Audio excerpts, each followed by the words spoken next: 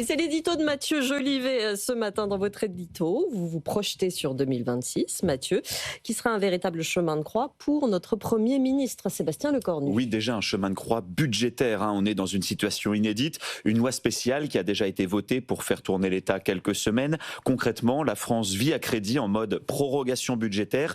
Et le Premier ministre est sommé, entre Noël et le jour de l'an, de trouver une majorité qui n'existe pas. S'il passe en force avec le 49-3, Sébastien Lecornu abîme son image de Premier ministre du compromis, nommé justement pour calmer le jeu politique. S'il refuse le 49-3, il prend un risque bien plus grave, celui du chaos budgétaire, une crise de trésorerie de l'État et une perte de crédibilité financière de la France vis-à-vis des marchés et de l'Europe. Je vous rappelle que la France a prévu de lever un montant record de 310 milliards en 2026 et que face à elle, il y a le grand retour de l'Allemagne sur les marchés, Berlin, qui emprunte à nouveau des sommes colossales pour financer son plan de relance et pour muscler son armée en urgence. On a donc le sentiment qu'il est perdant à chaque coup. Soit il gouverne contre le Parlement, soit il laisse l'État sans budget. Dans les deux cas, il perd quelque chose.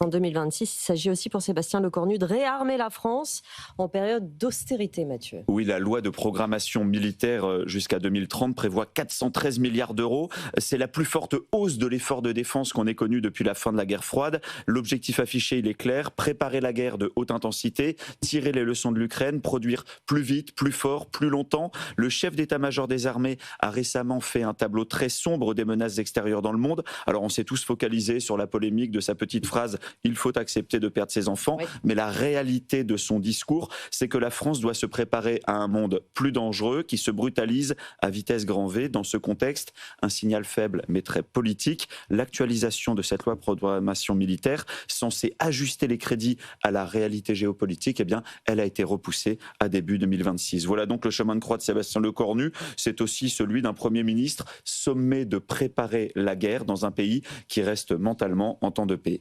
En 2026, il y aura aussi plus prosaïquement l'enjeu des municipales, Mathieu. Oui, pour Sébastien Lecornu, l'enjeu ce sera de sauver des fiefs et d'éviter une déflagration du bloc centriste. 2026, c'est le premier vrai test électoral à Matignon. En temps normal, les municipales, ça sert à parler de cantines, de transport, de sécurité, de proximité. En réalité, en 2026, on va parler de pouvoir d'achat, d'autorité de l'État, mais aussi de 10 ans de macronisme au pouvoir. L'objectif de Sébastien Lecornu est donc défensif. Il faut limiter la casse dans les grandes villes et sauver le maillage des maires centristes.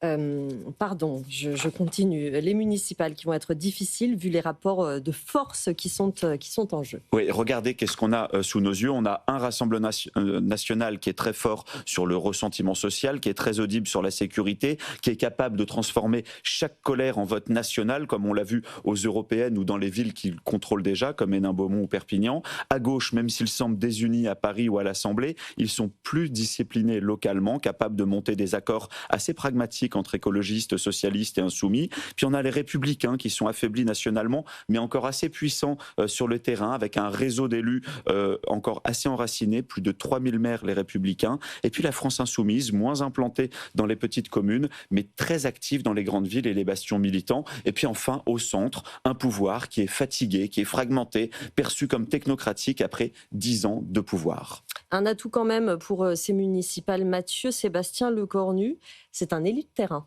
Oui, c'est un élu qui est très enraciné, il connaît les baronnies, il connaît les équilibres territoriaux. Après, il est dans une position ultra compliquée.